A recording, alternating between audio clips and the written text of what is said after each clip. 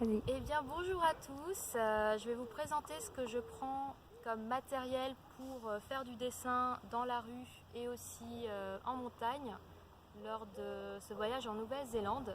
Et donc déjà pour transporter tout ce matériel, j'ai pris une sacoche de pêcheur. Voilà, c'est intéressant parce que c'est léger. C'est une sacoche de carnassier, donc on a une pochette en plastique qui protège de la pluie et plein de rangements. Donc c'est très pratique quand on veut en pleine rue sortir rapidement son carnet et faire un petit croquis rapide. Je trouve que c'est plus simple que le sac à dos. Donc je pars aussi avec un petit tabouret. Voilà, je prends de l'âge mais aussi de la sagesse. Et donc c'est un petit tabouret très léger. Je pense qu'il va passer à la douane. Et donc ça permet d'être confortable, surtout quand on doit dessiner pendant un long temps. Voilà, c'est important de se ménager. J'ai décidé de partir avec des carnets, maximum de 30 pages pour pas que ce soit trop lourd. Plutôt format portrait.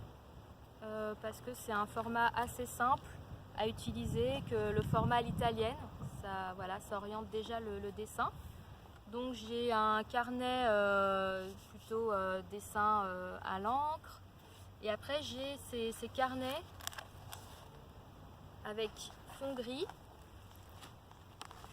parce que je suis plus à l'aise avec un fond coloré qu'un fond blanc, et un carnet avec du craft. Voilà, donc je pars avec plusieurs carnets parce que souvent j'ai plusieurs carnets en cours. Et pour bien dessiner, j'ai préparé une série de petits viseurs. Ça permet de jouer sur la composition, de savoir qu'est-ce qui rentre aussi dans la feuille. C'est aussi une astuce pour voilà, nous aider pour les perspectives. Et j'ai aussi fabriqué un petit viseur d'appoint en plastique. Ça c'est super pour pouvoir tricher en dessin, parce que vous prenez un feutre Velleda et puis vous pouvez déjà dessiner sur le plastique ce qui rentre dans votre feuille et après reporter sur le carnet de dessin. Donc c'est ce que j'ai trouvé de plus léger et que je vais tester. Pour protéger mes carnets, je vais les ranger dans ces petites pochettes en plastique, parce que si je randonne et qu'il pleut, c'est bien que mes dessins soient protégés, ils ne seront pas aquatiques. Je pars aussi avec un peu de matière que j'ai compartimenté dans des petits sacs congèles. Voilà, il y a des choses avec lesquelles je vais pouvoir faire du collage, mais aussi récolter d'autres échantillons sur place. Voilà, j'ai mis un petit peu des petits papiers que j'aime bien. Et je pars aussi avec pas mal de petites cartes de perspective ou de coloriage. Ça c'est vraiment pour nourrir la créativité quand je suis dans l'avion ou dans l'attente, que j'ai pas forcément envie de dessiner ce que j'ai devant mes yeux ou dans ma tête. Et oui, en carnet, j'ai oublié, pardon, j'ai un petit sketchbook. Donc là c'est vraiment pour la créativité, les gribouillis.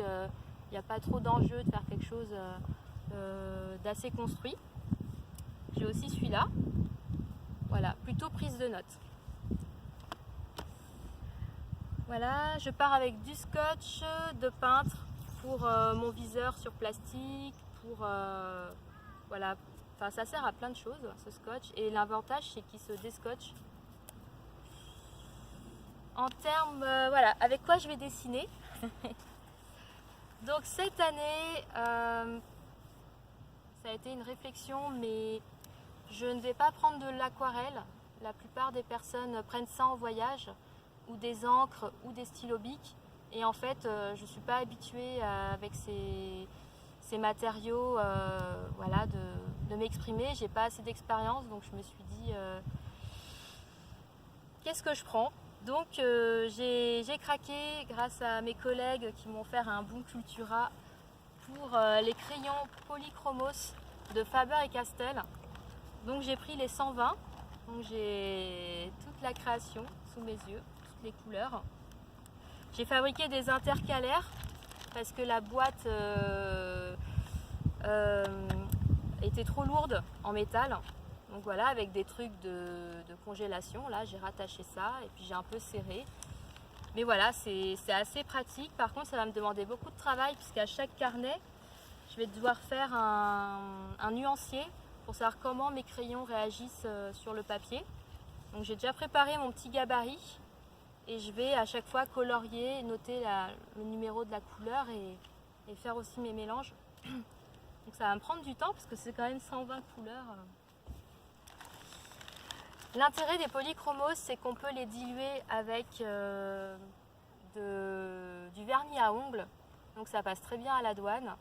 Et voilà, je vais essayer de voir aussi ce que ça fait de peindre avec du vernis à ongles. J'ai jamais testé. Je pars avec une petite encre sépia et des plumes. Et je vais essayer de me fabriquer un porte-plume sur place en le taillant avec un monopinel dans les bois. J'ai envie de faire ça. Un stick de colle. Des feutres fins noirs, c'est vraiment ma base, le 0,05 mm. Je les use en 2-3 dessins, mais c'est vraiment quelque chose que j'aime bien, la résistance. Je ne suis pas trop à l'aise avec l'eau. Le scalpel pour tailler les crayons, un estompeur, 2 crayons de papier, la gomme mie-de-pain.